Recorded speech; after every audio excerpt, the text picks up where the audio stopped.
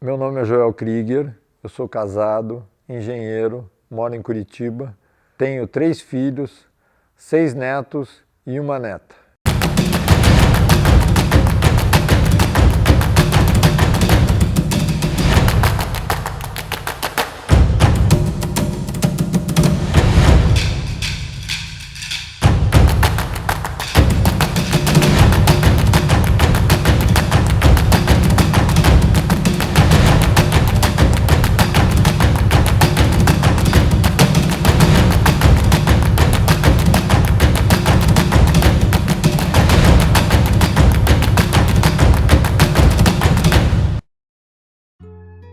Esse livro é dedicado ao meu amigo João Carlos Angelini, o Joca.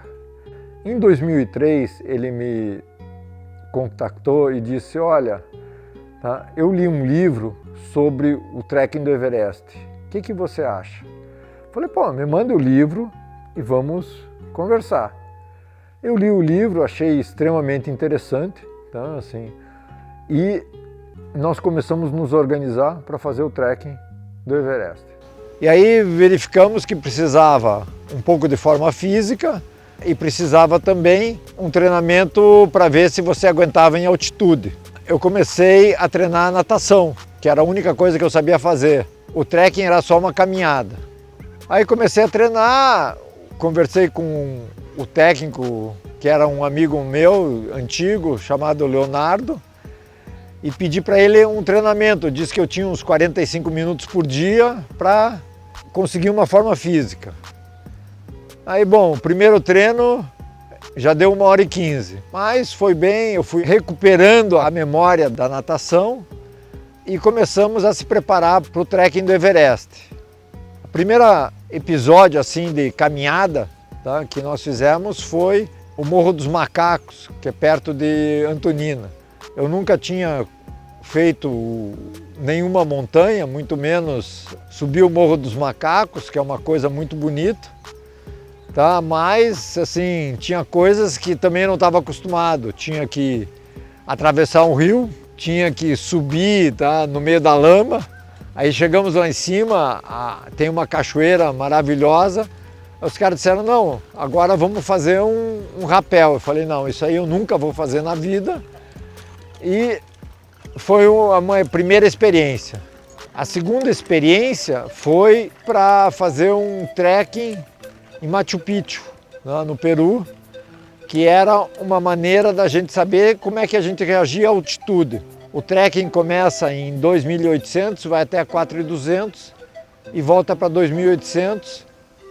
Nós chegamos em La Paz, na Bolívia, 4.200.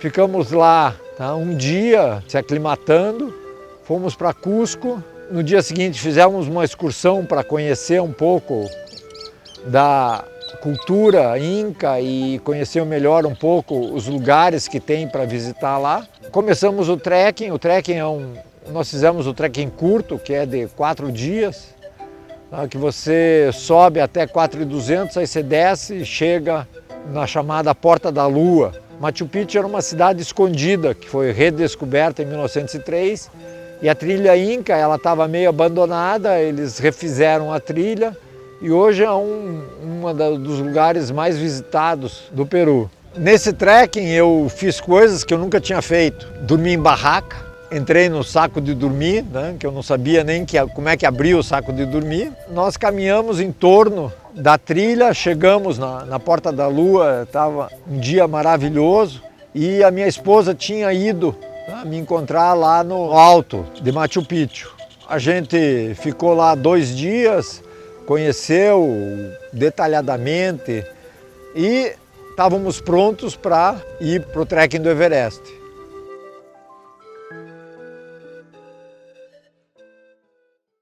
O nosso guia do trekking era o Vitor Negretti, que era um dos maiores alpinistas brasileiros, que infelizmente morreu em 2006, tentando subir o Everest sem oxigênio.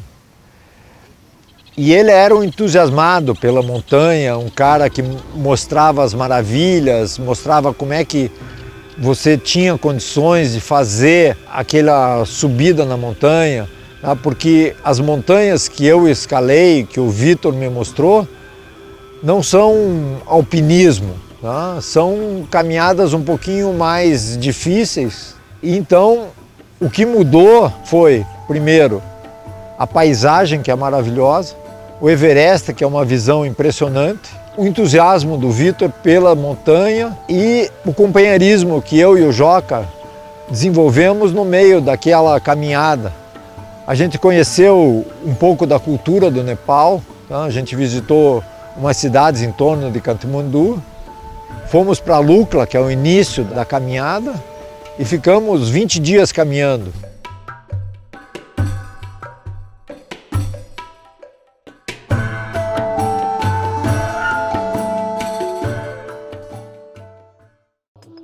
Kilimanjaro é a montanha mais alta da África, que é na Tanzânia, bem no meio da África. É considerada uma montanha relativamente fácil.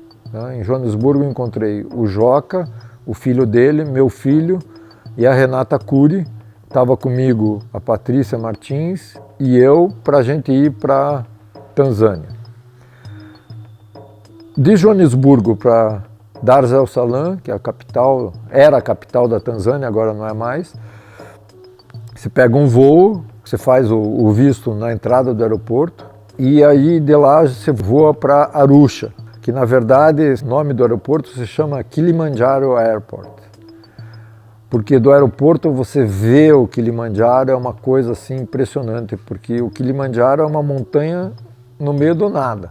É aquele vulcão que apareceu. Então nós fomos para lá com uma companhia de lá e aí você fica surpreendido por três coisas. Primeiro, a Tanzânia é muito pobre. Segundo, o desemprego lá é endêmico, tá? A taxa de desemprego é da ordem de 50%. E terceiro, o Kilimanjaro é um parque nacional. Você tem que contratar pessoas de lá para levar você. Tá? Então nós contratamos uma empresa, o guia parecia um guia fantástico e nós fomos. O Kilimanjaro tem uma característica que é única em todas as montanhas. É uma montanha no meio da África, onde você começa na floresta tropical, você passa pela savana africana, passa pelo deserto e quando você chega lá, tem neve lá em cima.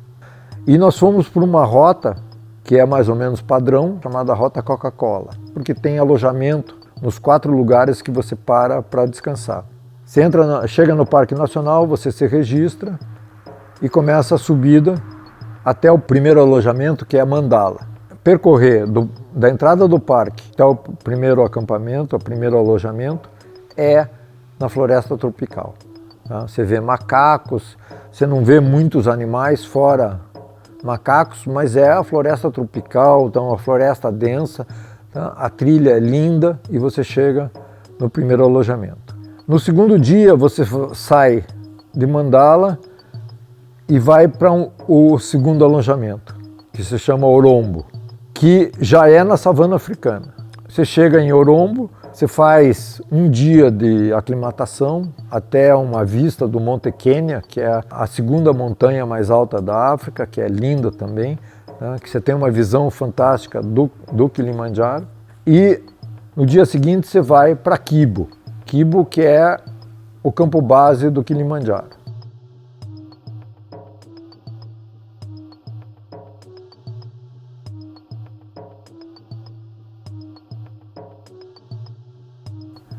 Dali você sobe a trilha para chegar até o topo do Kilimanjaro. O Kilimanjaro é um vulcão, então você chega pela parte mais baixa do vulcão e aí você dá a volta pelo vulcão até chegar lá. O problema é que você tem um horário, tá? Porque você sai mais ou menos de madrugada, você tem que chegar até o primeiro lado do vulcão, que se chama Gilmore's Point, e dar a volta. E você tem que chegar de volta em Kibo lá pelas 11 horas da manhã, meio-dia, para poder dar tempo de voltar para Orombo, para não sofrer as questões da altitude. Tá? No caminho, tem o caminho normal, tá? E tem o caminho que é através de um areião. Tá? Assim. O nosso guia, infelizmente, tinha bebido um pouco, eu diria talvez muito, tá? E ele tomou o caminho errado, nós fomos pelo areião. Tá? Então, você subiu uma montanha no Areião, é assim, você sobe 2, desce 1, sobe 2, desce 1. Aí nós chegamos no Gilmore's Point, eu, o Joca, o Marcelo, que é o filho do Joca, os nós três, mas aí o guia disse, não dá mais tempo, acabou. Então nós voltamos e foi a primeira tentativa e foi extremamente frustrante chegar lá, falta 210 metros de subida, 1h30 de caminhada, você estava lá. Mas era muito tarde e nós tínhamos que voltar. Bom, a segunda vez nós fizemos diferente. Nós se juntamos um grupo de pessoas, eu, o Ilan, meu filho, um sobrinho, o cunhado do sobrinho, foi também um amigo aqui de Curitiba chamado Alexandre, que nós íamos fazer o Kilimanjaro com uma empresa brasileira, com um guia brasileiro, que é o Carlos Santa Helena. Então nós tínhamos um grupo e fomos para o Kilimanjaro. Tudo correu bem, nós chegamos no topo.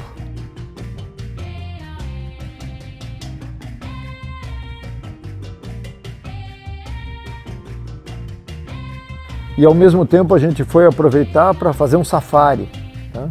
Visitando a cratera de Ngorongoro, que é uma cratera onde tem um microclima que representa a África inteira. Todos os grandes animais estão lá, tá? Búfalos, elefantes, girafas, leões, hipopótamos, tem tudo, e você faz um passeio.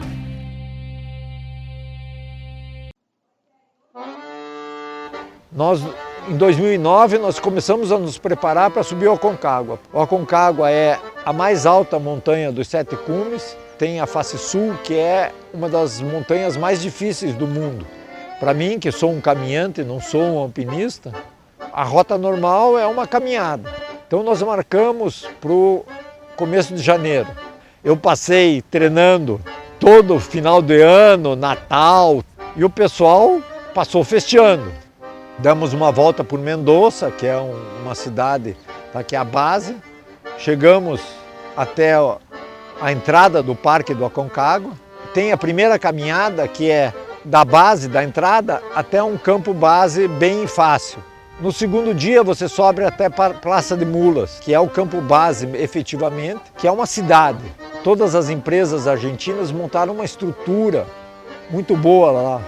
Apesar de ter telefonia para falar com qualquer lugar, era muito difícil. Então nós chegamos no campo base, fizemos a primeira aclimatação e aí aconteceu assim um fato que normalmente acontece na montanha, abriu uma janela, ou seja, um período de tempo bom para você subir até o cume. Isso significava que em 4 dias você tinha que subir. Nós subimos ao primeiro campo, que é Canadá. Chegamos aqui agora em Plaza Canadá.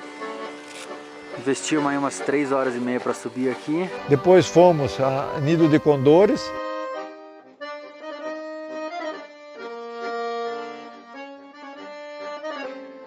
Depois a Cólera. E aí era a última entrada para chegar no cume. Então estava eu, o Joca, o filho do Joca, o meu filho, Ilan, um primo do Joca.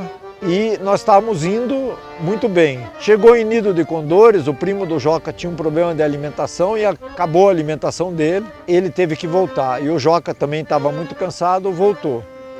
Aí nós fomos para a Cólera, tá, que é 6.000 de altura.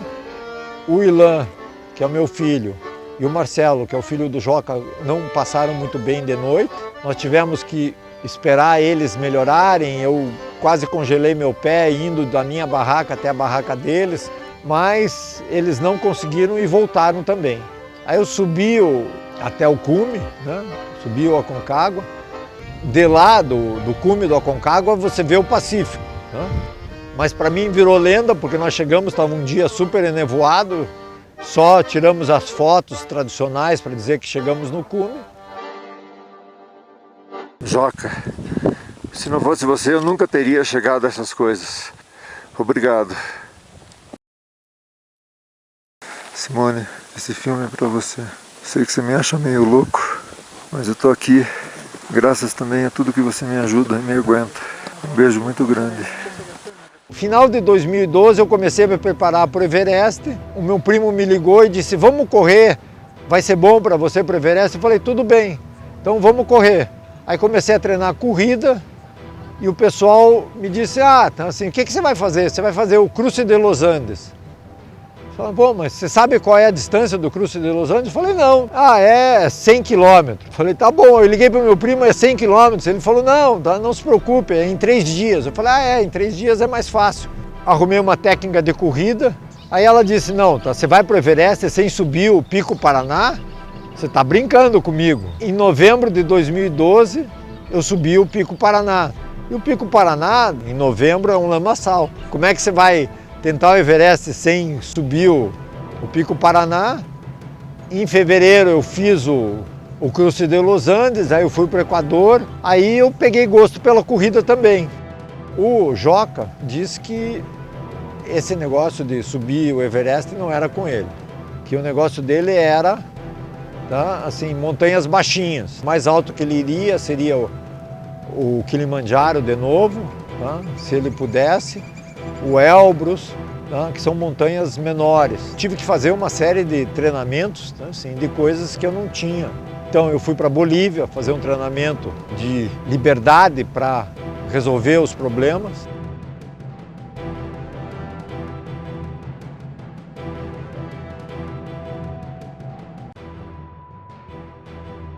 Depois eu fui para o Equador para subir algumas montanhas, 4 montanhas de mais de 5.000. Em 4 dias subimos, descemos. Teoricamente eu estava pronto para subir o Everest.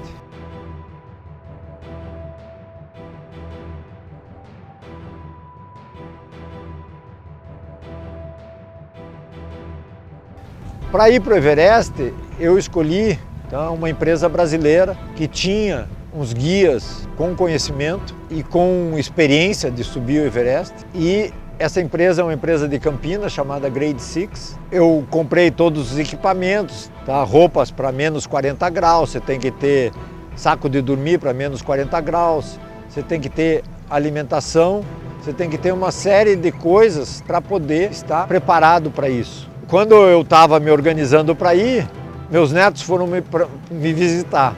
Uma semana antes, preparando a mala, cadê meu óculos de montanha? Tinha sumido. Depois eu descobri que um dos netos tinha quebrado o óculos e não avisou, tá, ninguém. Tá? Aí eu fiz um óculos escuro, que era o que dava para fazer rapidamente, e fui achando que não tinha problema. Eu ia usar durante a noite o meu óculos normal, durante o dia eu ia usar esse óculos. Bom, tudo funcionou até o campo 4. Né? Assim, então o Everest tem o campo base, que é o trekking, tá? Que você tem que fazer tudo novamente. E aí ficamos esperando a janela, que era o tempo bom para poder subir. Quando deu o tempo bom, nós fomos subindo. Primeiro eu tinha que usar o óculos normal, tá? E o óculos começou a embaçar. Aí você limpa, começou a embaçar, você limpa. Aí chegou num trecho de pedras que você precisava enxergar alguma coisa, eu não enxergo nada sem óculos, tá? Eu não conseguia subir, tá? Não conseguia encaixar o crampon, então, o crampon tem os dentes na frente, eu tinha que encaixar os dentes da frente nas frestas da pedra e ir subindo. Tá? Apesar do guia me ajudar, eu não consegui. Tá? E a fila atrás de mim, então, começou a ficar grande e eu achei que não dava para subir. E eu voltei extremamente frustrado, sabendo que aquela vez tinha perdido. Mas como diz todo mundo que vai para a montanha, assim, a montanha continua lá. O Vitor sempre dizia, tá? Alpinista bom é alpinista vivo. A montanha continua lá, você se prepara melhor e volta. Quando eu voltei do Everest, o pessoal disse, assim, você faz essas coisas, mas você nunca fez um Ironman. Eu falei, é? O que é um Ironman?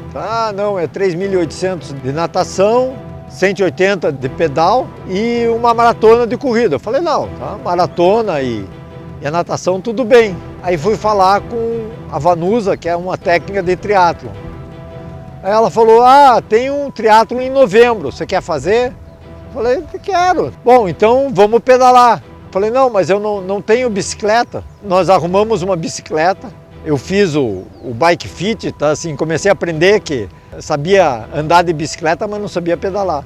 Ela disse, não, tá, assim, nós vamos dar uma volta. Eu falei, bom, tudo bem, que dá uns 35 quilômetros de ida e 35 quilômetros de volta. Quando eu cheguei, eu falei, bom, tudo bem. Ele disse, não, agora tem que voltar, né? É que nem montanha, né? Assim, não adianta só ir, tem que voltar. Quando eu cheguei, eu falei para a Vanusa, né? Assim, você queria que eu desistisse? Ela disse, não, assim, sabe, eu queria testar você. Eu falei, ah, bom. Aí eu comecei a treinar bicicleta e tal, e fui fazer o Ironman de Fortaleza, tá? Que é um dos Ironmans mais difíceis daqui do Brasil, porque é muito quente, mas eu adoro o calor.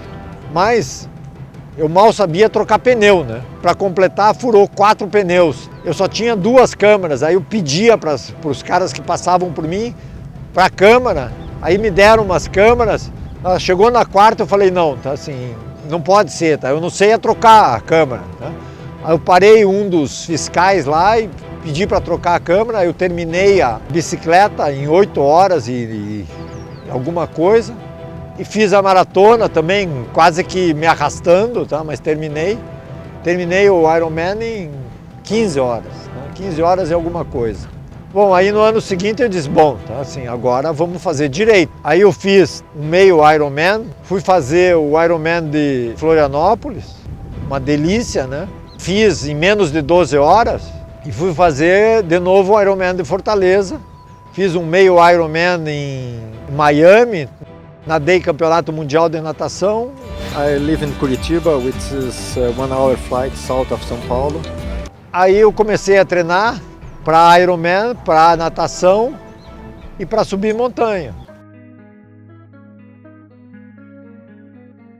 Resolvi também cruzar o Canal da Mancha. Em 2014, eu resolvi ir para o Everest e nadar o Canal da Mancha, tá? Porque eu já era um nadador experiente, eu tinha feito várias travessias de longa distância, mas o Canal da Mancha não dá para subestimar, tá? Então eu fui para o Everest, não consegui porque houve um problema de janela, assim, a gente chegou lá em cima e estava um vendaval.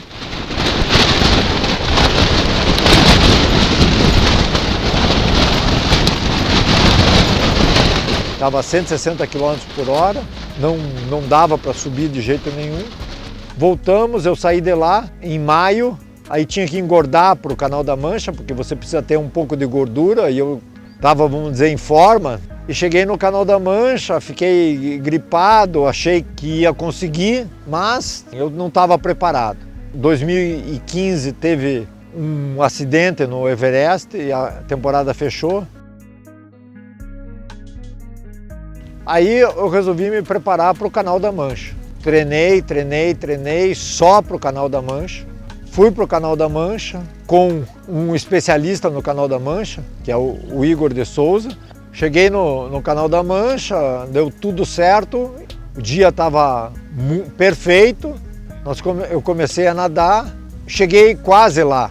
Uma das coisas que é importante, tá, que é uma das normas de segurança do Canal da Mancha, é que o pessoal que está no barco é responsável para verificar o estado do nadador.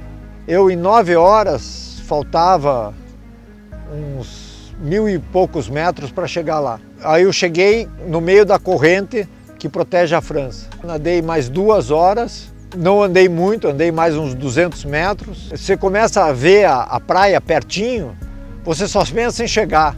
Você esquece o resto, tá? Sim, eu ouvi eles dizendo, vire, eu virava, mas no final das contas eles viam que eu não conseguia virar. Aí o Igor entrou na água e chegou à conclusão que eu não tinha condições de continuar, me tirou da água. Eu só descobri que ele me tirou da água uns 15 minutos depois. Então, no Canal da Mancha, eu saí, mas eu me senti em condições de ter terminado e tinha certeza que ia fazer de novo. O processo de chegar em condições de fazer o Canal da Mancha ou subir o Everest é um processo que é demorado. Eu sempre digo, qualquer pessoa pode subir o Everest ou atravessar o Canal da Mancha. Mas, assim, não dá para acordar de manhã e dizer, não, tá, agora eu vou subir o Everest. Né? Tem que se preparar, tem que aprender, tem que ter roupa, tem que ter alimentação, tem que ter conhecimento, tem que ter organização. É uma lição de vida. É você saber que cada etapa tem que ser cumprida. Tá? É um processo. O Elbrus é uma montanha nevada, que é exatamente a fronteira entre a Europa e a Ásia. Tá? É considerada a montanha mais alta da Europa. É uma montanha relativamente fácil, porque ela tem 5.200 metros, tá? Também é um vulcão. Não é que nem o Kilimanjaro, que você tem que dar a volta pelo vulcão. Ela é uma montanha que só sobrou os dois picos, o da direita e o da esquerda. Tá? O da esquerda é o mais alto e o da direita, quando você vai subindo, o da direita é o mais baixo. Mas você tem um caminho que você não precisa passar pelos dois. Algumas curiosidades. Você chega em Moscou, pega um avião, tá? Vai até Miral-Vod, que é o último lugar que tem um aeroporto decente, que desce avião. Tem duas coisas interessantes. Tá? Assim, primeiro, que tem um teleférico. A parte baixa da montanha, tá? É muito usada para fazer snowboard e esquiar. Segundo, é um lugar de veraneio dos russos. Tá? A pessoa não vai lá para subir a montanha, tá? Vai lá para descansar, para passear, para ver, etc. Então tem um teleférico. Os puristas, os montanhistas, sobem pela trilha e os turistas sobem pelo teleférico. O campo base do Elbrus é uma base militar da Rússia e é formada basicamente por containers que foram transformados em dormitórios. O pessoal, durante a Segunda Guerra Mundial, criou aquela base, tá? Porque achou que de repente os alemães podiam subir a montanha e invadir a Rússia pela montanha. Então você sobe pela trilha, chega no campo base, no dia seguinte se faz uma aclimatação, no dia seguinte você vai subir a montanha. Do campo base até o cume é uma coisa de 6 horas de caminhada. É um pouco íngreme, então, porque o campo base é em torno de 4.000 e a montanha é em torno de 5.000 e pouco. E é só neve. Então você vai, tá? De crampon, é super simples. Estava eu, o Ilan e o Joca. O Joca não treinou muito. Quando a gente estava subindo já, ele resolveu desistir e voltou para o campo base. Então subiu eu e o Ilan.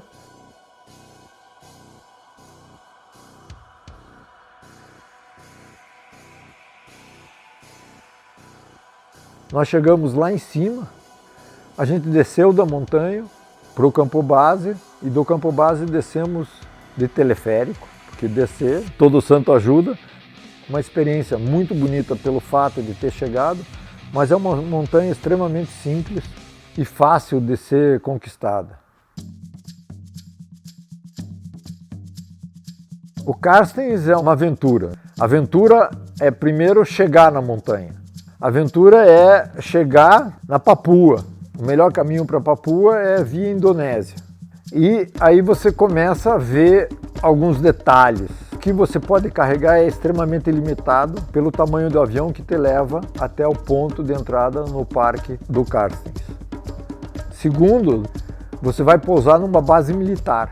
Assim, aquela região é a região dos canibais da Papua. Eles não comem turistas, tá? Isso é uma coisa básica, tá? Porque eles vivem dos turistas. Tem duas tribos sempre estão com guias de pessoas que querem subir o Carstens. Nesse grupo estava eu, o meu filho Ilan, o meu sobrinho Felipe. O que aconteceu? Primeiro, essa história dos canibais, todo mundo estava preocupado, etc., mas todo mundo sabia que não tinha problema. Nesse grupo tinha mais pessoas e duas dessas pessoas tinham ido no meio de uma guerra entre as tribos. Então eles ficaram uma semana presos na aldeia até conseguir voltar e não conseguiram subir o Carstens. Porque o Carstens, apesar de tudo, é uma montanha, tá, assim, que tem algumas dificuldades, tá, mas a dificuldade maior é seguir até a montanha. Tivemos que percorrer o pântano inteiro até chegar à base da montanha. Isso é 7 dias de caminhada, é um pântano, é uma paisagem muito bonita, tem uma série de vegetação completamente diferente do padrão que a gente conhece. E tem algumas coisas que só estrangeiro vai passar, né? Nós chegamos num rio e a correnteza do rio estava muito forte. De repente os canibais sumiram, os nossos guias. E outra coisa interessante é que quando eles caminham na montanha, eles caminham a família inteira. Vai as crianças mais velhas, a esposa, que ela que cozinha, não é os guias, e nós. Então acaba que nós éramos em 12 pessoas, tinha um grupo de 40 e de repente sumiu todo mundo. Nós olhamos e dissemos não, nós vamos atravessar o rio. Não sabemos o que aconteceu, a montanha já dava para ver, né? A montanha já era fácil de chegar, então vamos atravessar o rio. Bom, aí fizemos uma corrente humana, aquela água fria, tinha aquela umidade toda, passamos, tá, assim, molhou um monte de coisas, de roupa, de calçados, etc. Chegamos do outro lado da margem, aí se seca um pouco e tal, o sol ajuda, e de repente a gente vê o grupo dos nossos guias voltando com um tronco de madeira. Eles fazem uma ponte, colocam um corrimão na ponte, todo mundo passa, tá? Eles olham para nós como, tá, dizendo assim, vocês são doidos, vocês sabem o que vocês fizeram, porque a comunicação eles falavam muito mal o inglês, né? E nós ficamos com cara de idiota, óbvio, tá? Porque se eles iam fazer isso, né, e a gente não entendeu que eles iam fazer isso, né, nós nos arriscamos a morrer afogado, e todo mundo molhado, e eles chegando lá, atravessando a ponte, bonitinho, tá, olhando para nós, e aí continuamos o caminho.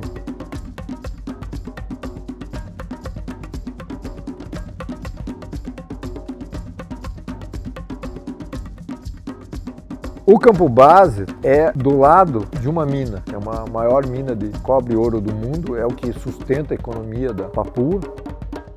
Tem sinais de poluição muito grandes. A subida da montanha é relativamente simples, só alguns detalhes que tem uma tirolesa sobre um penhasco de 600 metros de profundidade. Naquela umidade, qual é o cabo que resiste? Tá? Então, o primeiro é o corajoso que vai lá testar o cabo. Mas não teve problema, todo mundo passou. A gente deixou as bagagens de um lado.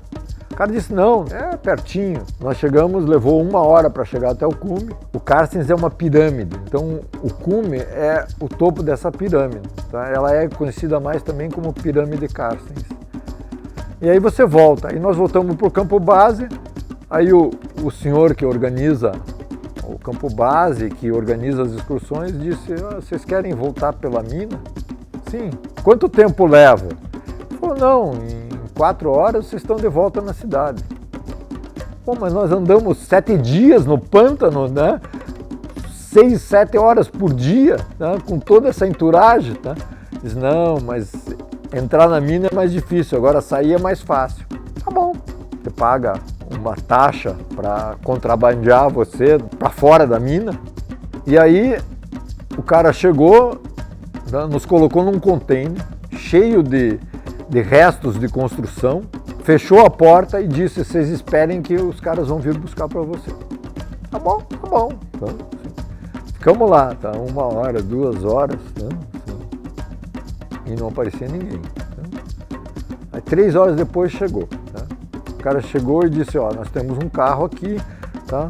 Os primeiros 6 vão nesse carro, depois nós voltamos e pegamos outros 6. Tá bom. Tá? Aí nós entramos no carro, sentamos, o cara disse, nada de sentar, tá? Vocês deitam no chão, tá? E deitam atrás na carroceria, era um Jeep, tá? Todo mundo deitado, cobriu a gente e saímos, tá? Assim, o cara nos levou, deu a volta, etc. Aí a gente tentava olhar para fora, o cara dizia, não olha para fora, não olha para fora, não se mexa. Tá bom. Aí saímos da mina e aí ele parou e disse, não, agora vocês vão pegar o carro para ir pro hotel. Aí nós olhamos, era um carro de polícia. Tá? Nós entramos no camburão, tá? Ou seja, atrás, tá? Assim, e o carro de polícia nos levou até o hotel. Traduzindo, assim, em 4 horas nós estávamos de volta no hotel. O Denali, no Alasca, na minha opinião, é a montanha mais difícil, porque lá, primeiro, é um parque nacional. Segundo, você não pode ter carregadores. Terceiro, tem 2 alternativas para subir. Ou você vai com um grupo de pessoas que conhecem, ou você usa uma empresa americana. Só tem 7 empresas credenciadas. Como é um parque, tem guardas florestais. Se eles desconfiarem que você está com um guia que não é um membro do grupo, eles fazem o grupo voltar. Então, eu fui por uma empresa americana. Uma das coisas que a gente não repara e que está escrito no contrato é que a excursão durava 21 dias. Quando você vai subir uma montanha, tá, você não pode combinar com a montanha o tempo que vai levar. As condições climáticas que dizem o que é possível. Você chega em Anchorage, que é a capital do Alasca, vai até Talkeetna, onde você pega um avião para ir até o campo base.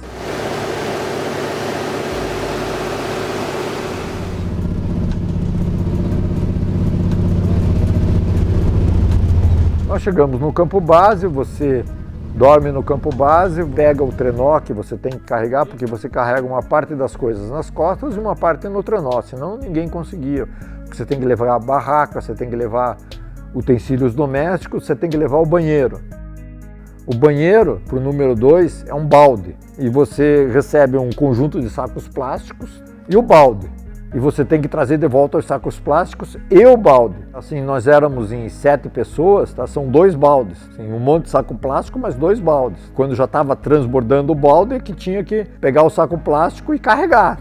Lá, como você carrega muita coisa, tem toda uma estrutura de organização, tá? Para diminuir o esforço físico. Então você sai do campo base e vai até o campo 1 carregando tudo, porque é uma subida não muito íngreme. Do campo 1 para o campo 2 é uma subida pesada.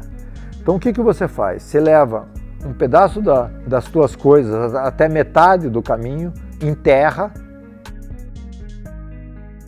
volta para o campo 1, dorme, no dia seguinte você vai direto para o campo 2. Descarrega, monta o campo, etc. No dia seguinte você volta para pegar suas coisas e sobe de novo.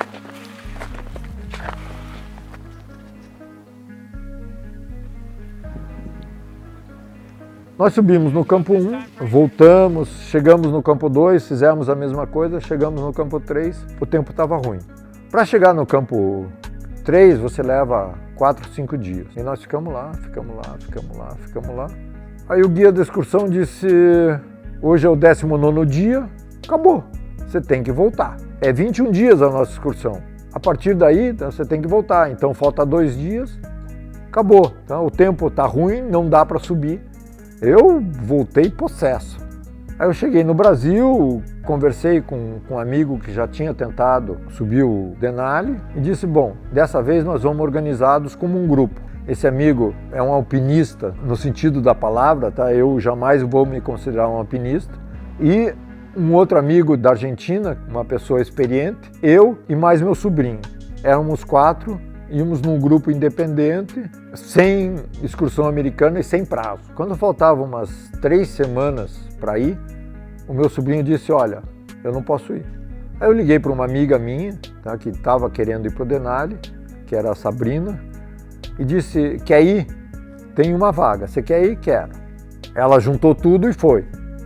Então, o mesmo caminho, chega em Anchorage, pega um transporte, vai até Talkeetna. No dia seguinte, os caras avisaram, olha, o tempo tá bom, vamos embora. O tempo estava espetacular, tudo às mil maravilhas. Aí subimos até um pedaço entre o campo 3 e o campo 4, deixamos algumas coisas e voltamos. Aí a Sabrina teve problemas, ela ficou no campo 3 nos esperando e nós fomos para o campo 4. Aí você não carrega mais trenó, tudo que você precisar carregar está nas tuas costas. Fomos até o campo 4, que é um caminho espetacular, que é na crista da montanha. De cada lado você vê neve, uma coisa muito bonita. Chegamos no campo 4, tá, nos organizamos, montamos a barraca. No dia seguinte subimos, chegamos no pico do Denali.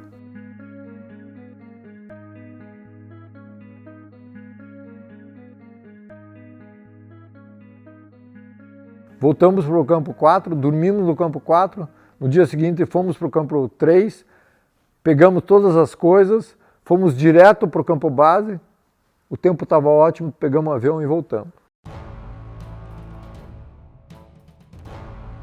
O Vinson é a montanha mais alta da Antártida.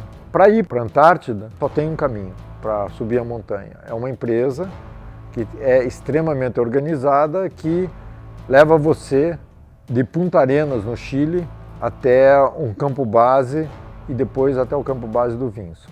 Despachamos as malas, chegamos em Punta Arenas 2 dias antes de sair para a Antártida. Uma das coisas que é interessante nesse processo é que não tem outro jeito. Tem um cargueiro adaptado que coloca umas cadeiras, tem 2 janelas. O avião é um Ilyushin russo que aguenta baixas temperaturas. Essa empresa que monopoliza esse processo. Eles pesam tua mala, eles dizem a hora que vão te buscar, dizem a hora que vão buscar a mala, eles buscam as malas antes para poder ter certeza que o peso cabe no avião, que está tudo certo. Aí você, no dia seguinte, eles vêm te buscar, você já sai pronto para o gelo, tá? Você já sai de bota para a neve. Aí você pega o avião, a única coisa que você vê é a tela do avião. O avião tem uma câmera no bico que vai mostrando para você a paisagem. A pista é enorme porque o avião não pode frear, corre o risco de derrapar na pista, então é só pela reversão dos motores.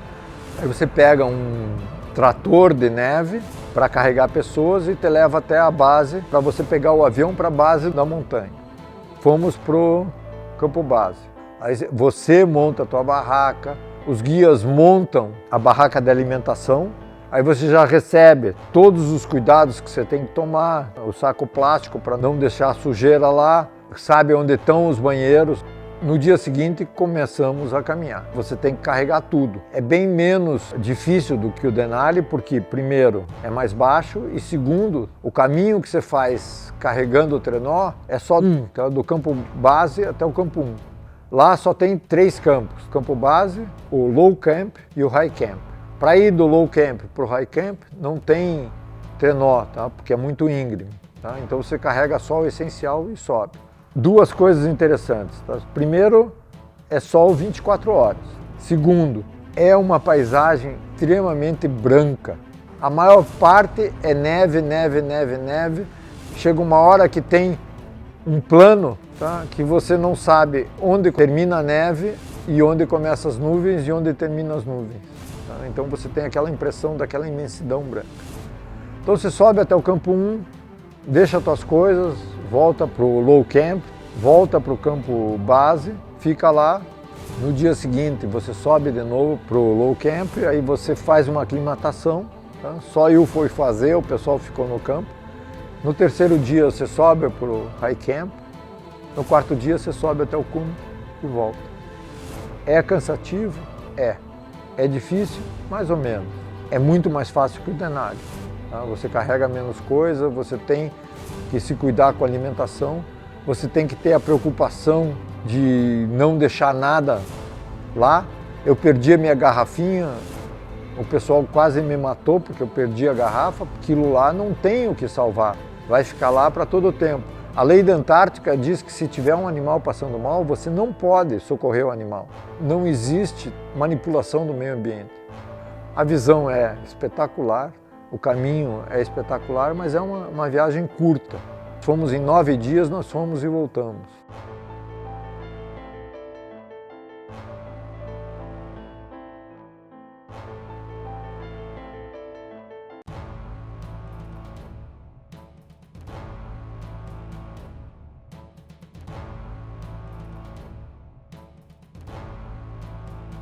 Já era a 4ª vez que eu ia para o Nepal. A primeira vez que eu fiz o trekking e as 3 vezes que eu ia para subir o Everest. Tá? Que você tem que fazer o trekking do mesmo jeito. Então, eu e um amigo da Austrália, que a gente tinha se conhecido no ano anterior, a gente conversou, que a gente não ia fazer turismo, a gente ia fazer objetivamente.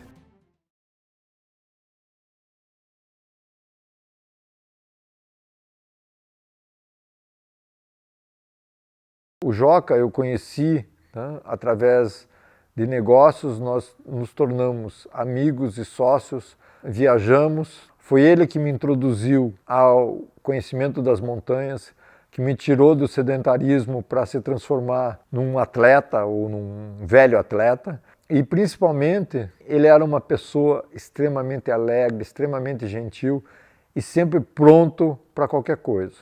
Então, muitas vezes nós viajamos juntos a trabalho, nós fomos a feiras de computação junto. A gente praticamente se conversava todos os dias.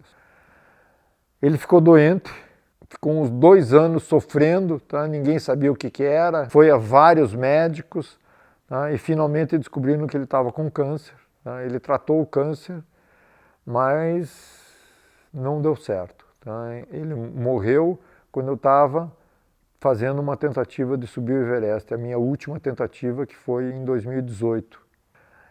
Eu estava num lugar que nós tínhamos estado juntos, tá? Assim, que foi mais doído ainda. E naquele dia eu ia subir uma montanha que faz parte do processo de aclimatação, que é o Nargajang, tá? Que eu tinha estado com ele lá. Então eu recebi a notícia de manhã, subi a montanha com muita tristeza, e cheguei lá em cima e tirei uma foto do mesmo lugar que nós tínhamos uma foto junto. Quando eu voltei para o Brasil, a primeira coisa que eu fiz foi ir até Brasília. E eu sou uma pessoa que não gosto de ir em cemitério, mas eu tinha que ir lá e fui no cemitério visitar. Foi uma coisa muito triste, que deixou marcas. Dizer que o documentário dedicado a essa amizade, que infelizmente não pôde continuar a ser desfrutada.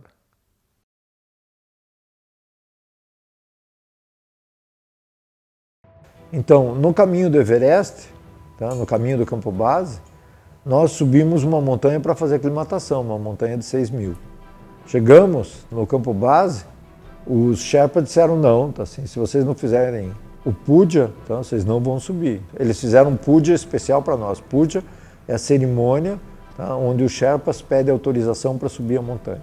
E aí nós começamos a fazer a aclimatação, foi tudo perfeito. Você termina a aclimatação, você está cansado. Muita gente fica no Campo Base, mas muita gente vai até Nantes Bazar, que é uma cidade importante, para dormir no hotel, tomar um banho de água corrente, tá?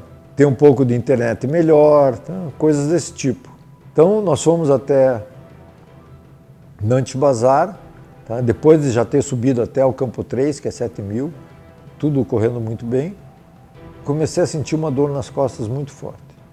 Fui procurar um médico, o médico é lá em cima. Falei, pô, mas ele não desce? Ele falou, bom, se você tá no Campo Base, tá? E não vai subir até ali, ó, o hospital, tá? Assim, então você vai embora daqui, tá?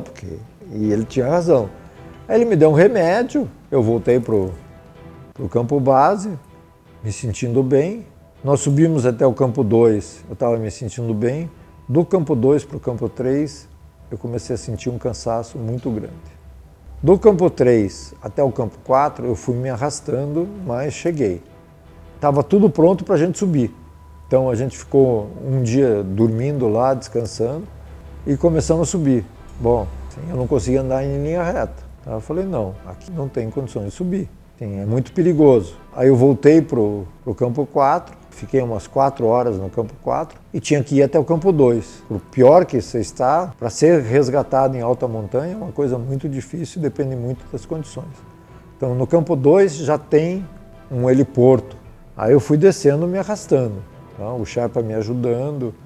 Quando faltava mais ou menos, tá, 1 hora para chegar lá embaixo, eu disse, daqui eu não saio mais. Tá? Assim, eu estou morrendo, estou me sentindo mal, estou me arrastando. O Sherpa disse não, tá não. Aí ele conseguiu contato com o Campo 2, veio uma pessoa, trouxe bebida quente, etc. E os dois praticamente me carregaram até o Campo 2. No dia seguinte eu peguei um helicóptero, fui para o Campo 1, fui resgatado para o Campo Base.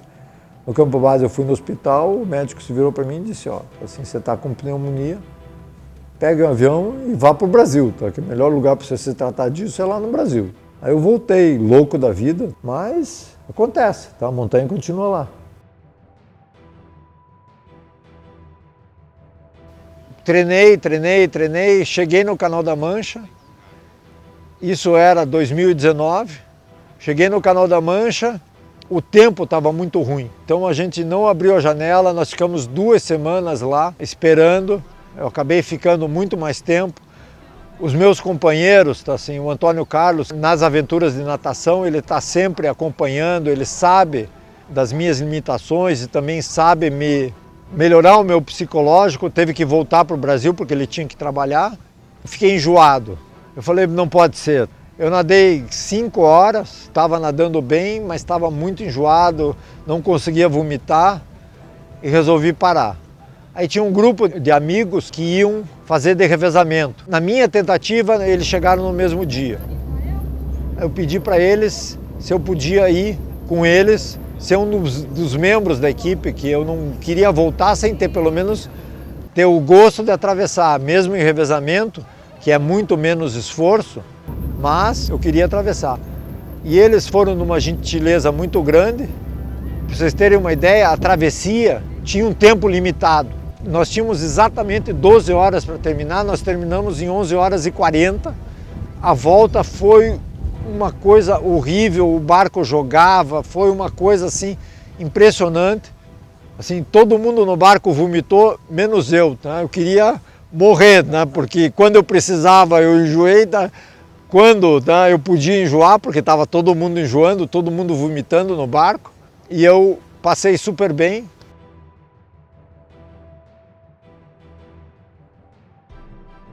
Aí voltei, comecei a me preparar para 2020 para ir para o Everest. Em outubro eu estava treinando para fazer um Ironman. Eu tive um colapso da vértebra T9. Aí eu tive que começar a me recuperar, a idade começou a pesar, eu comecei a ter osteoporose, eu tinha que fazer um tratamento, fiz o tratamento, comecei a treinar, e aí chegou 2020, chegou a pandemia. Eu consegui continuar treinando, sem problemas, me preparando para subir o Everest agora em 2021. No final do ano, eu tive um rompimento do tendão do ombro, eu tenho que fazer uma operação e o meu projeto para o Everest ficou para 2023. 2022 eu vou para o Canal da Mancha. E você tem que ter a humildade de saber, ó, cheguei no meu limite. Assim, no Everest eu fui 3 vezes, cada vez uma situação diferente, e eu sabia que não ia conseguir, apesar de todo o esforço, eu voltei. Você não chega num dia e vai subir o Everest. Tá? Você não chega num dia e vai competir natação. Tá? Você tem todo um processo. Tá? Tem treinamento, tem desenvolvimento, tem aprendizado, tem um monte de coisas que você tem que fazer. Eu gosto de provas longas. Tá? Para correr uma maratona, você precisa treinar para uma maratona. Tá? Para você fazer um Ironman, você precisa treinar para um Ironman. Por melhor que você seja esportista, você tem que treinar, tá? Você tem que ter um foco. Não dá para acordar de manhã e dizer assim, eu estou com preguiça. Não tem preguiça. Cada dia é um dia, cada treino é um treino, cada objetivo é um objetivo. Quando chega no teu objetivo, tá? Quando você chega numa prova, quando você chega numa montanha, você tem que saber que você está preparado. Tá? Que você fez tudo que podia ser feito. É isso que é o objetivo do treinamento. É uma jornada. Tudo na vida é passo a passo. Ninguém nasce sabendo e ninguém desenvolve os seus talentos se não trabalhar em cima disso.